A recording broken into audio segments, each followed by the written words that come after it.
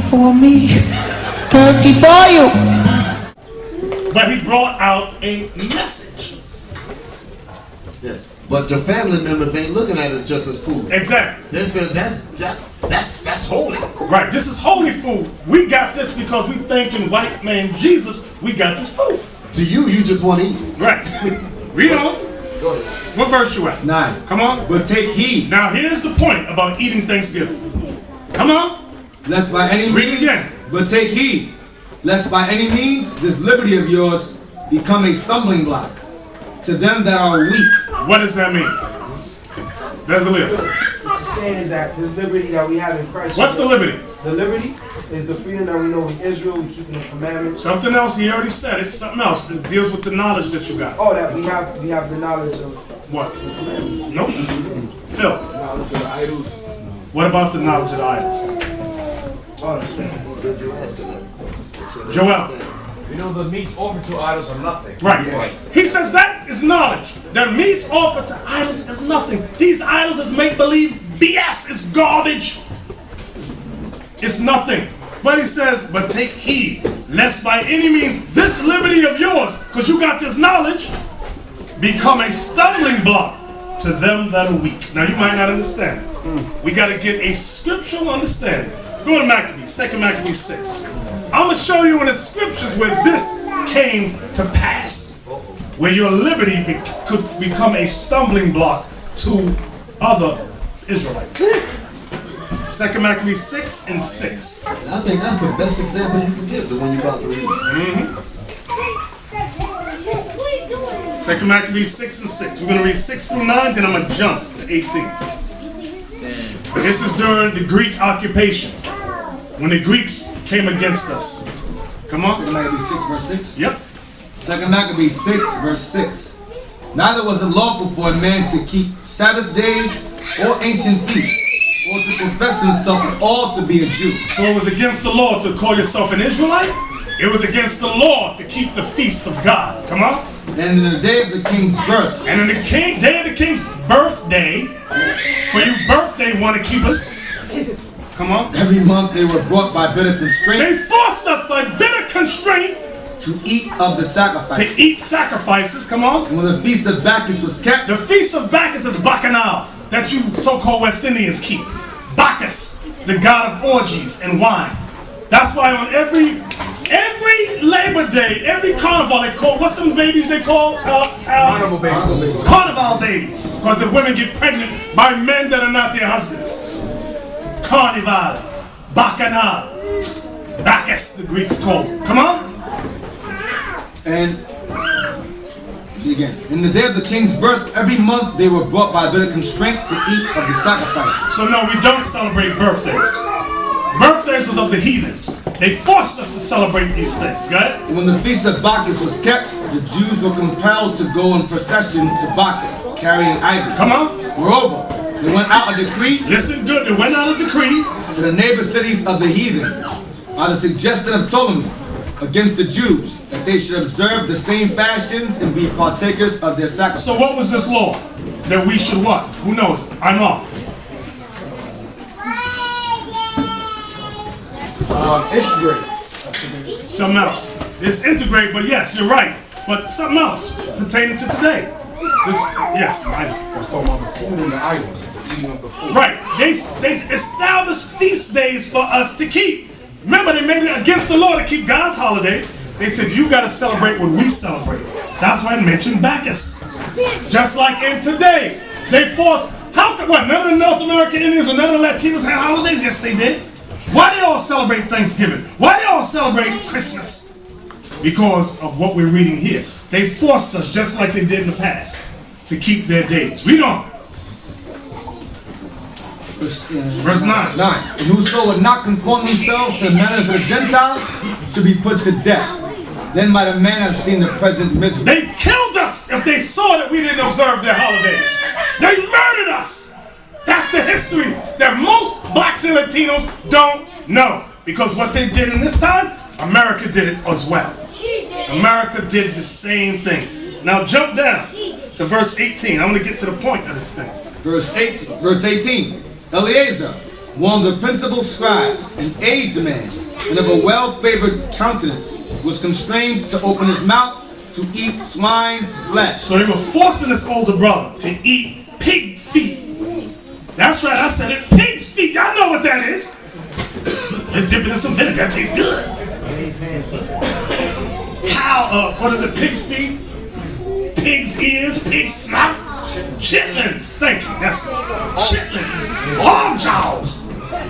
Eat, nigga, eat. They were trying to force the brother to eat it. Come on. 19. But he choosing Eliezer, what? Choosing rather to die gloriously than to live stained with such an abomination, spit it forth. He spit the pork out of his. You wouldn't have to keep a Negro today to make him spit it out. He gonna swallow that. It said Eliezer spit it out of his mouth. Come on. And came of his own accord to the torment. Because they were shoving pork in the brother's mouth. Come on. And as it behoved them to come, that are resolute to stand out against such things as are not lawful for love of life to be tasted. We're not supposed to taste that thing because the Lord teaches us don't even taste it. Go ahead. But they that had the charge of that wicked feast, for the old acquaintance they had. The word acquaintance means friendship. They had an old acquaintance with Eliezer. Read it again. But they that had the charge of that wicked feast, for the old acquaintance they had with the man, taking him aside. They took Eliezer aside. Watch what they said. Besought him to bring flesh of his own provision. They said, look, bring beef. Bring some food that is lawful for you to eat. Well, here's why, come on. Such as is lawful for him to use. And make as if he did eat of the flesh taken from the sacrifice commanded by the king. You see what they wanted him to do? They wanted him to make believe he was eating clean food. They wanted him to make believe he was eating pork. But in reality, he would be eating clean food like beef or goat. You understand that? But watch this. That in so doing, he might be delivered from death. They said if you do this, make the people think you're eating pork. You're going to be saved. You won't got to die. Okay? And for the old friendship with them find favor. Come on. He began to consider discreetly. He began to consider wisely. Right? Now this pertains to you, brothers and sisters. Watch this. And as became his age, and the excellency of his ancient years, and the honor of his gray head, whereunto he was come, and his most honest education from a child. He learned from a child the laws of God. Come on. Or rather the holy law made and given by God. Come on. Therefore he answered accordingly, and willed them straightways to send them to the grave. Watch. For it becometh not our age. Listen to what he says. For it becometh not our age, said he, in any wise to dissemble, whereby many young persons might think that Eliezer, being 80 years old and 10, were now gone to a strange religion. He said, I don't want these young men to think that me being 90 years old have gone and turned to a strange religion. How would he do that? By making believe he was eating the pork. Just the thought that people thought he was eating the pork. He said, I don't want to put that thought out there. Watch this. And so they, through mine hypocrisy. What? Read it again. And so they, through mine hypocrisy. And your mothers and your fathers, through your hypocrisy, brothers and sisters. Listen now. And desire to live a little time and a moment longer, should be deceived by me. And I get a stain to mine old age and make it abominable. Y'all see that? That's called hypocrisy. So that's the stumbling block Paul was talking about. If you go to these idolatrous feasts, somebody says, oh yeah, Isaac always talk about the Bible. Hey, here comes Brother Isaac. Happy Thanksgiving, Brother Isaac. Well, I don't celebrate that. Yeah, okay. And they all sitting there, they're watching Isaac to do what? To eat. Big man. Now somebody might have been considering, I'm thinking about being in Israel. Wait a minute. Isaac is eating the turkey, the stuffing, the cranberry. He's drinking the honey, eating the honey glazed lamb. Look. You're co-signing it. You're co-signing. So now you've caused everybody in that room to follow your hypocritical example. That's what happened back here. This is what he said, you know, I'm not going to do that. Let's read on. Let's read on. For though for the present time I should be delivered from the punishment of men, yet should I not escape the hand of the Almighty, neither alive nor dead. He said, I won't escape God. I might escape your hands, but the Lord gonna get me. Right? Wherefore now manfully changing this life, I will show myself such an one as mine age requires. You see that word? There's one word I want y'all to look at. What's that word? Manfully. What's that mean? He rather sought death than eat that pork and deceive the people of his nation. Come on. And leave a notable example. What? And leave a notable example. He said, I'm going to leave a notable example. Come on. To such as be young to die willingly and courageously for the honorable and holy laws. And when he had said these words, immediately he went to the torment.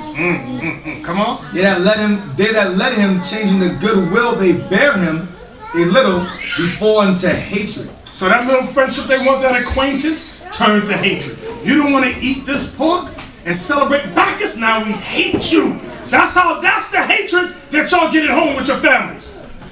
Every Thanksgiving, our families come together. Now you don't want to celebrate? That little acquaintance, that friendship, that love y'all once had is turning to hatred. Ye shall be hated of all nations for my name's sake. Because your family members are nation-minded. That's that satellite that's in their head. Their mind is of the nations. So they're not even, that's why Paul says, for they are of Israel. He said, for they are not all Israel which are of Israel. Their mind is in the nations. Exactly. That's why when I use that term satellite in their head and all that, I don't say that for a joke. I mean that. Headquarters, they really have set up headquarters in their heads. They have no idea who they are or who they're supposed to be. We're reading about Eliezer, that's honor and dignity. He said, I will not dignify your foolishness and your disgrace with my presence. Are you crazy? I'm going to take my honor, this gray hair of wisdom, and I'm going to defile it. And your abomination, are you crazy? Give me death. And he did that in honor. That's how you have to be when it comes to these stupid, dumb, ridiculous holidays. Right. And Esau's always done that practice. They look for people of status and get them to play a role, do a certain thing to get the rest of the people to follow. What they call idols. Like they got Beyonce in this new lesbian movie. Why they pick Beyonce? Because they know the majority of young black girls love Beyonce. And if she's a lesbian in the movie, it's surely okay to be a lesbian. Esau ain't stupid. They're always 10 steps ahead of us. While we try to figure it out, it's already done. It's already done. Okay? Read that again. Wherefore now, manfully changing this life, I will show myself such an one as mine age requires, and leave a notable example to such as be young to die willingly and courageously for the honorable and holy laws. And when he had said these words, immediately he went to the torment.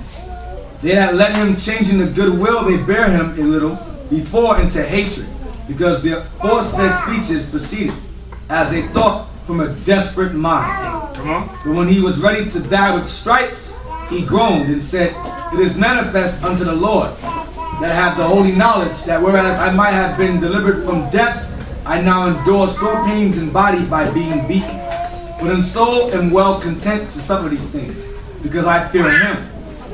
And thus this man died, leaving his death for an example of noble courage and a memorial of virtue, not only unto young men, but unto all his nation. Y'all see that?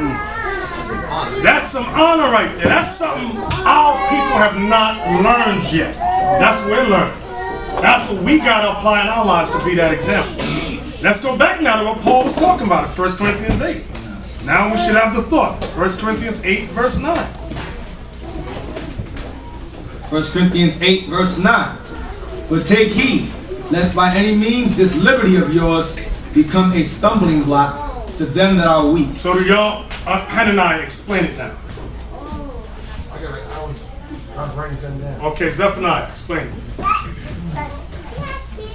Take heed that the liberty of the knowledge that you have, that idols are nothing, don't let it be a stumbling block to a brother that's new in the faith, to the knowledge. He sees you eating the pork or the turkey on Thanksgiving, and he sees you doing it, he's going to think it's okay.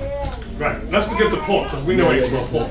That's the idolatrous practice. Right. If he sees you doing it, he or she is going to follow your example.